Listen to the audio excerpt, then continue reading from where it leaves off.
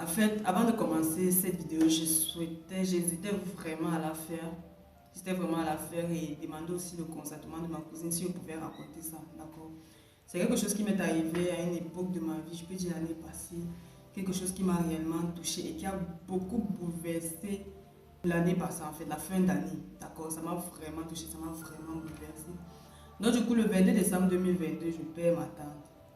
Ma tante est décédée le 22 décembre 2022. Et j'avais également pas mal de problèmes. J'avais pas mal de problèmes, mais cette fois-là, j'étais vraiment touchée. Et c'est que vous vous posez la question, qu'est-ce que ça vous risque, en quoi ça vous concerne et tout, mais écoutez jusqu'à la fin, d'accord? Donc, du coup, je perds ma tante et tout, donc je suis vraiment déboussolée. Après, j'avais les études à côté et tout. J'étais vraiment déboussolée parce que c'était la première fois que je perdais réellement quelqu'un d'assez proche. J'avais déjà eu à perdre mon grand-père, mais ça ne m'avait pas également touché comme ça. Parce que ma mère n'a eu que deux. Elle a eu une soeur seulement avec ma grand-mère, d'accord? Donc, du coup, ce qui se passe, c'est que j'étais déboussolée, mais je me suis levée quand même. Je suis allée à l'école. Et à un moment, quand je rentre le soir de l'école, du coup, vu que je restais dans mon coin, je restais chez moi et tout, j'avais pas vraiment, j'aime pas souvent les arts dans l'ambiance du deuil et tout ça, j'aime pas vraiment beaucoup. Du coup, je demande, je pose ça avec ma cousine, genre ma soeur, à la fécondation, je peux dire ma cousine, la fille à ma tante qui est décédée. Donc, du coup, on causait, on parlait. Elle m'a dit une phrase qui m'a marqué, je vais jamais oublier la phrase là. Elle m'a dit une phrase qui m'a marqué, déjà ça m'a vraiment touchée, j'ai su que non, là, elle est vraiment à bout. Et la phrase là a changé beaucoup de choses dans ma vie.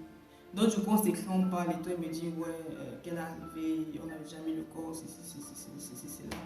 Après un moment on parle, elle m'a dit, je ne sais pas quoi faire. Est-ce que vous comprenez un peu le sens de la chose? Elle m'a dit, je ne sais pas quoi faire. C'est juste pour vous dire que vous qui regardez peut-être cette vidéo, vous qui êtes derrière cette caméra, c'est pour vous dire, lorsqu'il y a la vie, il y a l'espoir. Parce que généralement, qu'est-ce qui se passe? Moi, je suis toujours en mode optimiste. Quand quelqu'un me dit, je ne sais pas quoi faire, il dit, tu ne sais pas quoi faire, comment? Regarde, tu peux faire ça, tu peux faire ça, tu peux faire ça. Mais là, je n'avais pas de solution pour ma cousine. Je n'avais pas de solution pour ma soeur. Et du coup, j'étais à bout, j'étais à fou. Je ne savais pas quoi dire tellement la situation me dépassait. Toute la famille était touchée.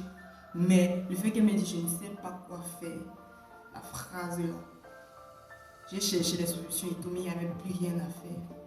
Une façon de dire que toi qui regardes cette vidéo, tant que tu as envie, tant que tu as les pieds, tant que tu as les mains, tant que tu respires, tant que tu as la vie, si déjà tu te lèves tous les matins, ça veut dire que Dieu n'a pas fini avec toi. Si tu réussis à te lever, ça veut dire que Dieu a encore des plans pour toi. Lève-toi, continue à faire ce qu'il y a à faire. Parce que toi, tu as encore quelque chose à faire. Tu es à quoi? Tu as beaucoup de choses à faire. Tu respires, tu manges, tu vis. Tu as encore quelque chose à faire. Moi, ma cousine m'a dit, je ne sais pas quoi faire. La solution que j'avais à ce moment-là, il n'y avait aucune qui pouvait sortir de ma tête. Parce que là, il n'y avait plus la vie. C'était la vie de ma tante. J'étais partie. Il n'y avait plus réellement rien à faire. Alors, peut-être que la vie, je ne sais pas, vous n'avez pas peut-être des objectifs et tout. Peut-être tu rêves de faire quelque chose ou pas, ça peut être le cas. Mais, essaye. Essaye de faire ce que tu as fait. Prends les risques. Fais tout ce que tu as fait en fait, tant que tu as envie. Parce qu'il va arriver un jour où tu vas mourir et tu seras totalement seul. Il va arriver un jour où tout ça va s'arrêter, tu ne pourras plus rien à faire. Et tu lui dis à ce moment-là, je ne sais pas quoi faire. Là actuellement, je suis sûr que tu sais ce que tu peux faire demain, tu sais ce que tu peux faire après-demain, tu sais ce que tu peux faire dans une semaine et tout. La vie encore là. Mais quand ça se coupe là, il n'y a que les regrets après.